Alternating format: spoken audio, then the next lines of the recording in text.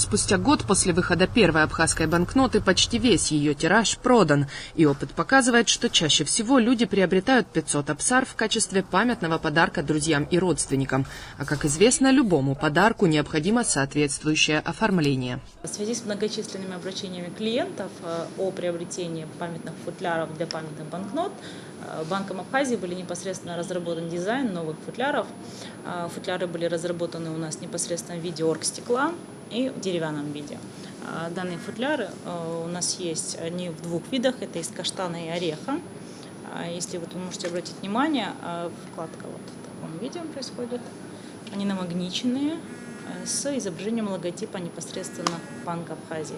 Футляры разработаны и произведены абхазскими мастерами. Их появление в Сбербанке значительно увеличило спрос на банкноту. Всего за 2 недели Сбербанк продал 110 банкнот в деревянных футлярах и 50 в стеклянных капсулах. На международных рынках, если обратить внимание, то стоимость банкноты ежегодно она увеличивается, как и непосредственно в Сбербанке Абхазии.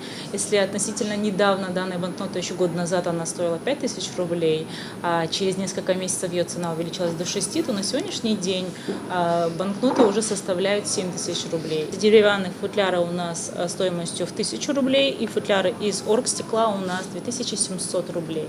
Стоимость банкноты чуть более чем за год выросла на 2000 рублей от своей номинальной цены. Уже после Нового года 500 абсар с Владиславом Ардзенбо будут стоить в Сбербанке 8000 рублей. И в дальнейшем индексация прогнозируется из расчета 1000 рублей в год. И это не говоря о международных интернет-аукционах, где стоимость абхазской купюры превышает 25 000 рублей. Если, например, памятные монеты, вы, например, приобрели их и вскрыли капсулу, не знаю, потрогали их пальцами, то с точки зрения реализации вы их реализовать уже нам не сможете.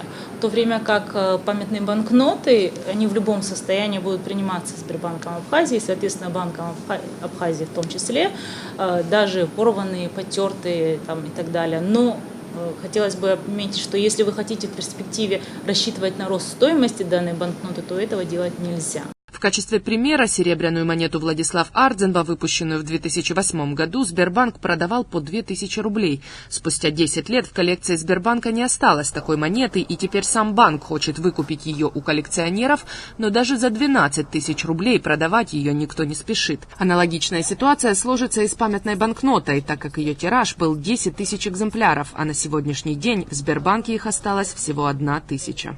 Надежда Боровикова, Сосрыпу Агуха, Абаза ТВ.